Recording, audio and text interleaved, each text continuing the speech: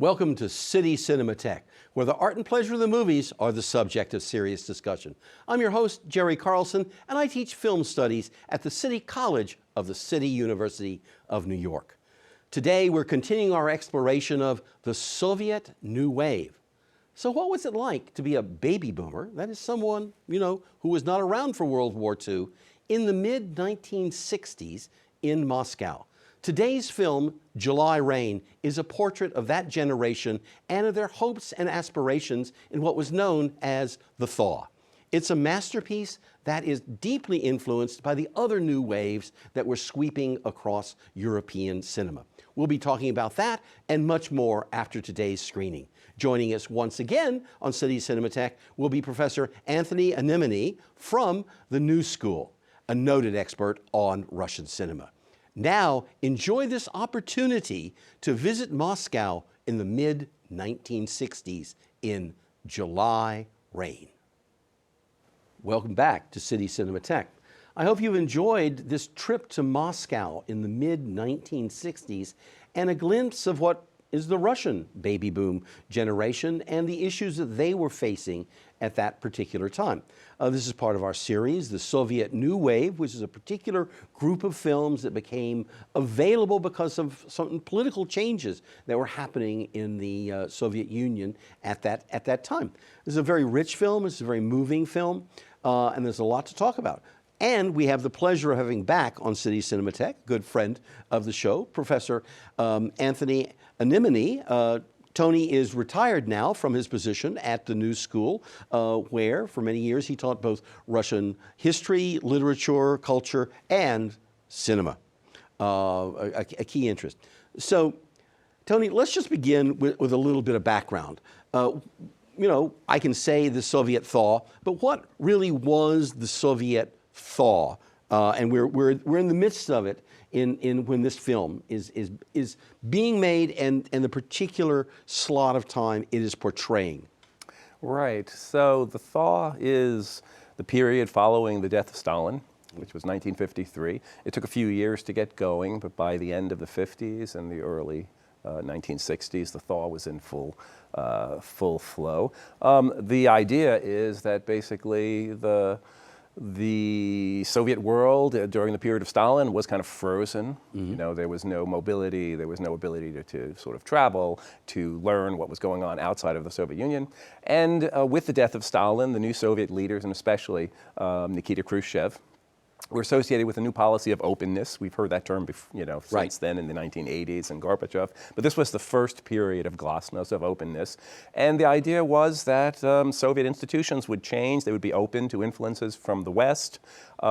Citizens, artists would have more freedoms than they had in the past. Mm-hmm. When, during the Stalinist period, artists and citizens had to toe a pretty narrow line. So this was a period of great optimism, mm-hmm. at least for a few years, and people were, especially in the major cities and especially in Moscow, this was the reigning sort of cultural revolution of the period. Okay, who was this director and how does he fit into it? Because in many ways this is, at several different levels, this film is a generational story. It's about particular generations of artists who are making the work, but it's also about a particular generation of people whom we focus on him. So who's the director who is not someone who is that well known in the West at all? Right, Marlen Khutsiev is a really fascinating character. First of all, his name and his family background. His name is a combination of Marx and Lenin, Marlen, and this was a thing in the 1920s to name your children after communist heroes. His father and mother were big Bolshevik bureaucrats. Okay. So he came from a kind of establishment. He was originally Georgian. From the Republic of Georgia. But his father fell victim to one of Stalin's purges, 1937, the largest purge of all. So he knew from an early age both sides of the Soviet sort of line of privilege. He lived through the war. He didn't serve as a soldier during World War II, but he was about 14 when the war began. And he went on to study cinema And by the early 50s, he was, his first movie was made. And it was one of these movies, 1956, it's called Spring on Zaryechny Street. It's basically one of the first thaw movies. It's about post-war, World War II reconstruction in a small village. But it's really about this theme. It's a Stalinist movie in many ways. It has some sort of cliched political aspects to it. The characters are kind of fairly flat. I think.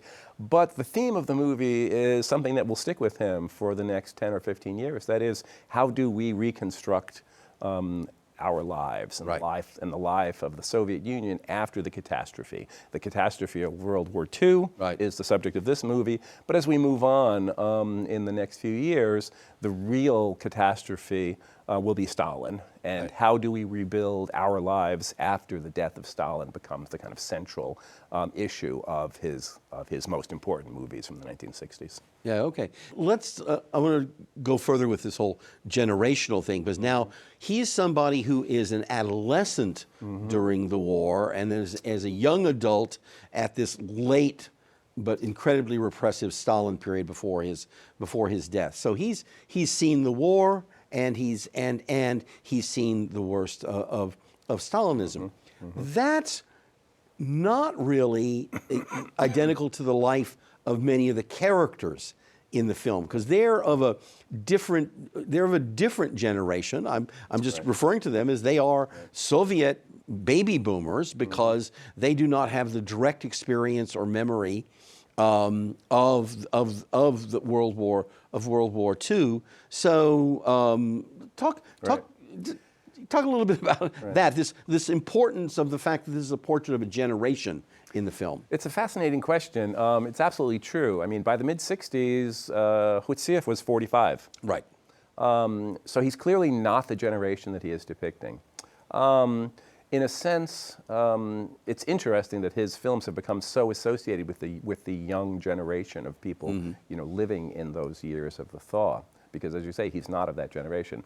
But I think that the central thing for him is that he understood, in a more profound way, because he had lived through it, even in his personal family history. He'd lived through the worst of the Soviet Union, the war and Stalin's repressions, and what he did was he was able to sort of take that experience, the experience of, as I said, sort of where do we go after the catastrophe? How do we rebuild our life? Which was the subject of so many Soviet movies made after World War II. And he was able to translate that theme, almost intact, into the problem of the newer generation. That is, the decades of utopian belief in Soviet communism remaking the world and making a perfectly happy life for citizens of the Soviet Union had passed by the end of Stalin's life. No one believed it anymore. And they are faced with the same issues that Khutsiev's generation was faced with, that is, how to rebuild our lives. And that correspondence worked out very, very well for him. You can see the kind of continuity between the issues. And again, we'll see similar issues in the late 1980s, when the Soviet Union changes and is reborn again, when one sort of society ends and another one begins. So this is a kind of a recurrent theme in modern Russian Soviet history, culture. One of the things about many of the earlier Soviet films is that they're very, very clear in narrative, and this movie is not of that, and it is part of some other films that are going to be coming from somebody else who's very, very well known, like Tarkovsky, in which they're dealing with what is this experience, but with a whole new toolkit of storytelling. So what do you think that is about in this film? Yeah, that's it's really about Soviet culture opening up to Western culture. In the late 50s, in the early years of the thaw, Soviet filmmakers and film students, directors, and are able to see movies by contemporaries. Mostly it started out with Italian movies, Italian neo-realist movies. Many of those filmmakers were left-wing in their personal persuasion, and that helped, their films to be shown in the Soviet Union. So you have a generation of filmmakers who basically are intensely studying Italian neo-realism and the early years of the French New Wave cinema. Khutsiev is one of those people, and they try their best to adopt the styles that they are seeing in these movies. And it is a revolution in the way Soviet movies are made. You're absolutely right. One doesn't have to compare it to Eisenstein and the great movies of the 20s. One could, but if one looks at the Stalinist movies of the 30s and 40s and compares that, the differences are just startling. Russian movies, Soviet movies tend to be heavily structured. They have clearly marked beginnings, middles, and ends. The characters are all clearly marked as good, or bad. The conversations have a kind of studied and either political sort of center, or they're kind of highly melodramatic, where the emotions are stated very clearly. And all of those elements of, and I should say, obviously, they have a central message, which is political, but also often moral or ethical. And those things are all completely erased from a movie like July Rain. Yes, indeed. There's no plot. The characters they seem more like real people than like, good characters or bad characters. They're complex. They're sometimes happy, they're sometimes sad. Some of them are talkative, some of them are not. They're all they have the mysteries of ordinary people we can see.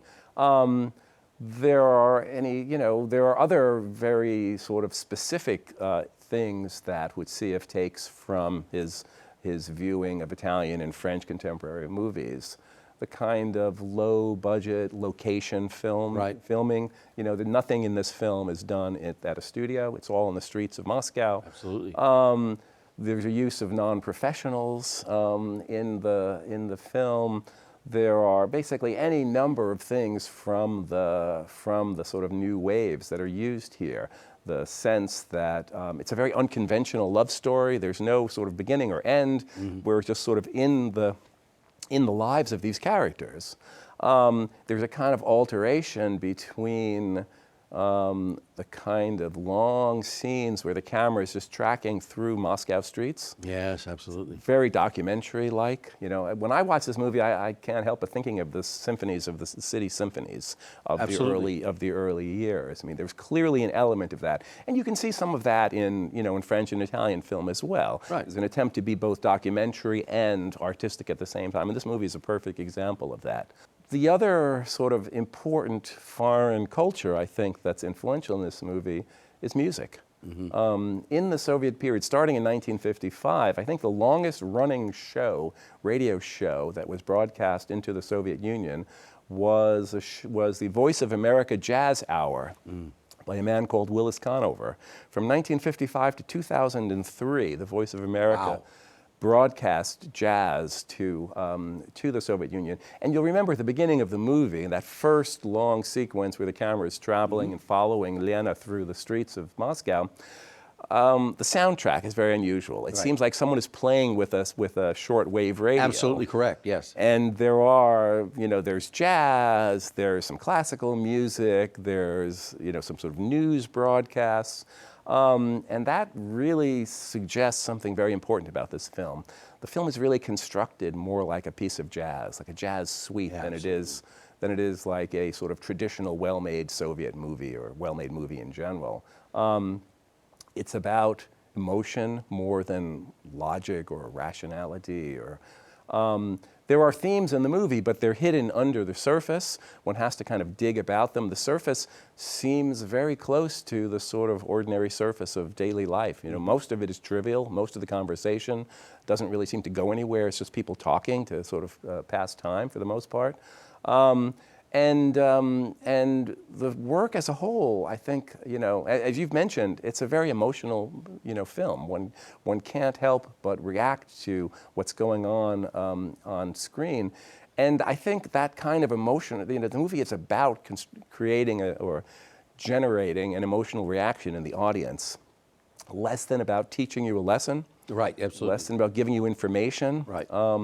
And in that way, jazz is perhaps the sort of central metaphor of the movie, and the role that music plays in the film as a whole is very, very important. And it's all sorts of music. Well, you've brought up the point so well about at the level of the director and of the creators, the kind of access they had to what's going on in the world at large, and how, wait, now there's a new language abroad, and how can we adapt that language to really be an expressive form for what our reality is? And again, as you've brought up, the opening shots, which initially are documentary and, as it were, non-narratively motivated. So you're just saying, oh, here we are. Oh, wow, I'm getting this opportunity to seeing the busy central street of Moscow in this. And these are just people on the street conducting their lives. So at that directorial level, I completely agree with you that there's a kind of, wait a minute, how are we going to make a city symphony of Moscow of the thaw period? But it's also interesting among the characters themselves in the story world, the younger generation, and how we see them feeling they have the privilege of being cosmopolitan, and they're non-fearful. As one critic pointed out about this, there's all of the scenes in which our female protagonist is on the telephone with the fellow who we never see again. This whole thing of her interlocutor only by telephone. Well, the telephone, first of all, it's a communal telephone. Right. Okay, not everybody has a cell phone because they don't exist, and it's communal this. But the telephone for many people was, it's a loaded device because of security and who is listening to your conversation, who is doing that. And that fear there's nowhere in it. All of a sudden it's just like, oh, here's some guy calling and we're going to have this clever little conversation. So they feel, that they are already in some degree a new Soviet Union. But that doesn't, and there's clues in the film that that's not going to last, right? Or that it's a false paradise in some sense. So there's a number of interesting and important things that you've raised. I guess I would starting with the telephone. It's really interesting the way this is one of the central sort of unconventional points about this movie. Yeah. It's basically about a relationship that is slowly coming to an end. Right. And we're used to the way these things are structured in movies. I mean, when the relationship is coming to an end, we expect hysterics, we expect fights, we expect differences. We see none of that. Right. There just seems to be some sort of entropy going on there. Great word. And at the same time, we see the sort of rising relationship that is, as you say, conducted over the telephone. And again, usually trivial issues are being discussed. Right, nothing. Absolutely. Sometimes the conversation is completely one-sided. We only hear Lena. We don't hear what Zhenya is saying. They seem to, we never find out about the jacket. Did she ever give the jacket back? It's clearly not important. But what you really have here is you see, and this is, I think, true of the way the dialogue works in this entire movie. That is, on the surface, we seem to see something, a very placid surface where nothing important is happening. But underneath the surface, really critical things are happening. I mean, in English literature, American literature, you think of Henry James and The Beast in the Jungle, that idea that, and in the most trivial moments of your life is when the critical things are happening and you may not be aware of it at all. So what's happening through these conversations, and it's truly a sort of one has to compliment the director for being able to do this. We don't understand, it's not logical, but we feel the increasing closeness between these two people. Absolutely. The way they can talk to each other over the phone without seeing each other, knowing nothing about each other, really. And the contrast between that and her relationship with Volodya, who is charming, attractive, fun to be with, but he can't open himself up to talk seriously with anyone, but certainly with Lena.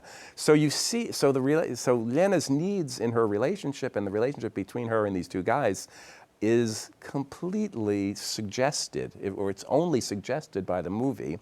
And yet, you know, when you watch the movie maybe a couple of times, it becomes very, very clear what's happening here. Right, yes. And to be able to sort of show that is really a marvelous kind of, you know, ability of the director. It's part of the sort of lyricism of the movie. Well, and I think we should just even come back to the very simple point that he chooses a young woman who's clearly had the advantages of, you know, a good education, a stable home, etc. But she is one of the promises of the very early state that there would be a new Soviet woman, but she's the 60s. She's now the 60s version of it, which is very different from the great industrial worker kind of new Soviet woman of the 20s rendition. Absolutely. It is a feminist movie of the 1960s that is not that different from Western movies, early feminist movies in the West. It's really interesting.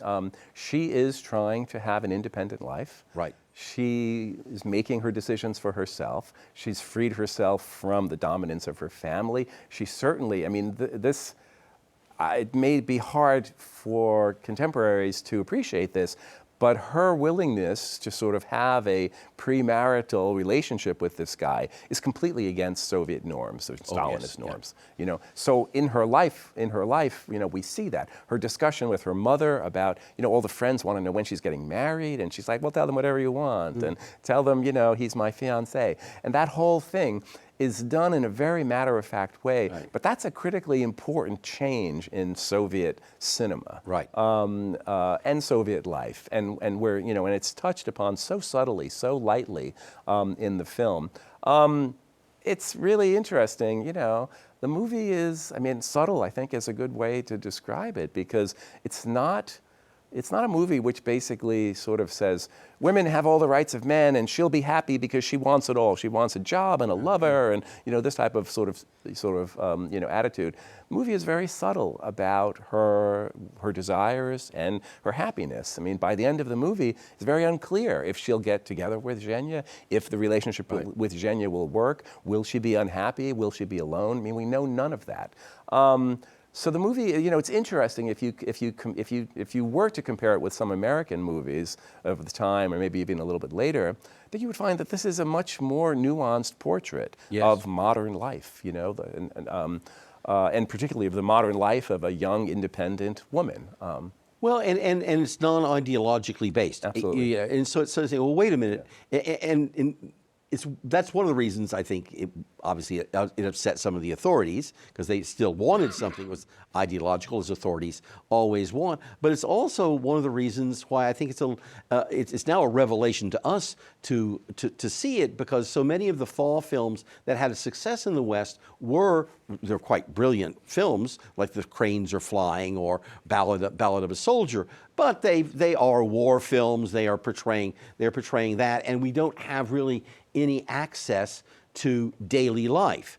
And of course, you know, again, some of the simplicities of Cold War thinking and Cold War oppositions is that you can't have a normal life there. You're oppressed in every way. Whereas this is a film that's saying, wait, let's dig into what the nuances are of this. In this period in which the window is open. It's not going to work out. What will follow is a period of stagnation, and then obviously the Soviet Union dissolves a number of years later. But she's a kind of guide to that. She's a guide to the freedom, and at the same time, she's a kind of guide to some serious doubts. At the same time, I mean, certainly about a boyfriend who's handsome and clever, well-positioned, you know, and clever enough to continue positioning himself and to want a smart, intelligent woman who will be on the path with him. But she's one of the things is that she's very observant, and we see her watching what's happening around her as much as we see her acting. And so we have this access, again, common to a number of the films of Antonioni, for example, or Bergman, who are able to render interiority through characters just by how the camera treats them and how we watch their behavior. We're not just watching them do something, we're watching them think and feel at the same time.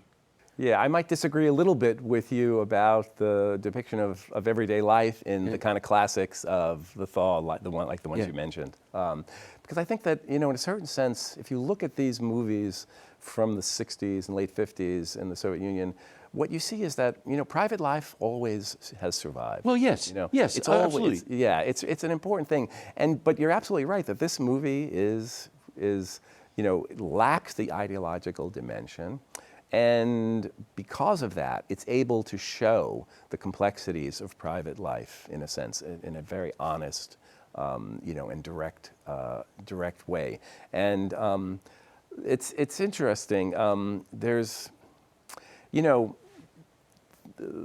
one of the ways that I think about this movie is that it charts. It has no plot, right, but it charts a kind of motion. It goes from a kind of optimism, openness, sense of freedom, right, great sense of freedom in the early parts of the movie. We see them at the parties. Everything seems, absolutely not constrained by politics of any sort. And as you say, that seems kind of new for Soviet depictions of Soviet life.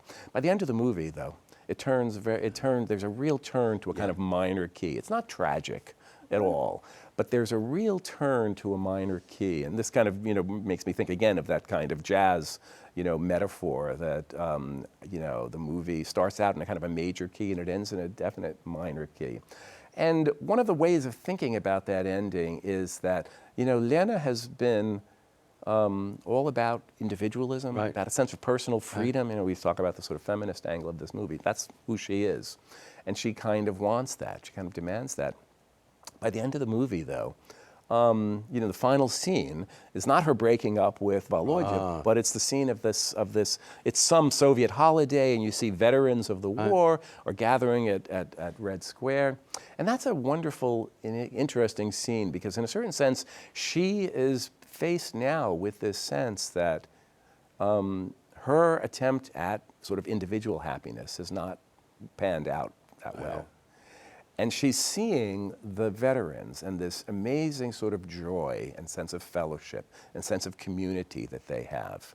And she sees one of her friends, Oleg, the singer, there as well. And you have this sense that the film is really very subtle about individualism versus a kind of sense of community. And where is happiness? We're gonna have to end with that question: where is happiness, and how is that portrayed in the film? Because we've run out of time.